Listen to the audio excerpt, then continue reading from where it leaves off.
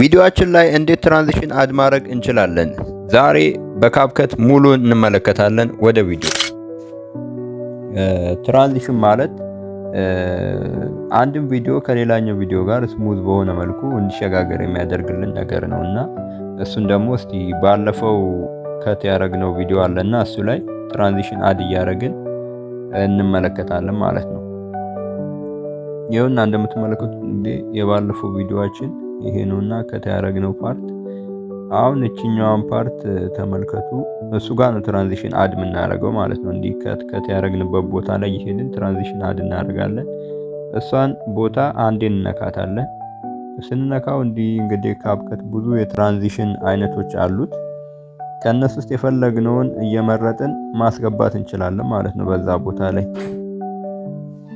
የተለያዩ ቪዲዮዎችን ስናስገባ አሁን ለምሳሌ እቺ ካሜራ ግሎ የሚለውን ላይፋችሁን ኮምፕሊትሊ ሊቀይር ይችላል። ቀጥታ ቪዲዮአችን ላይ አፕላይ ያደርግልናል ማለት ነው።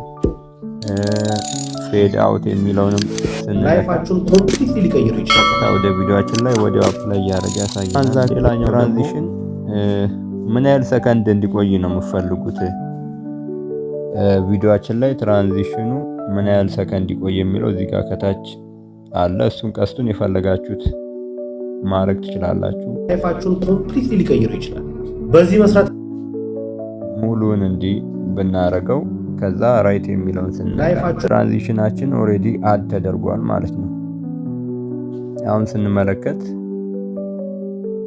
ቅድሙ ትራንዚሽን ገብቷል። እዚህ ጋርም እንዲህ እየነካን አድ ማድረግ ነው ሁሉም ጋር ማለት ነው። የተለያዩ ትራንዚሽኖችን እየተጠቀምን አድ ማድረግ እንችላለን።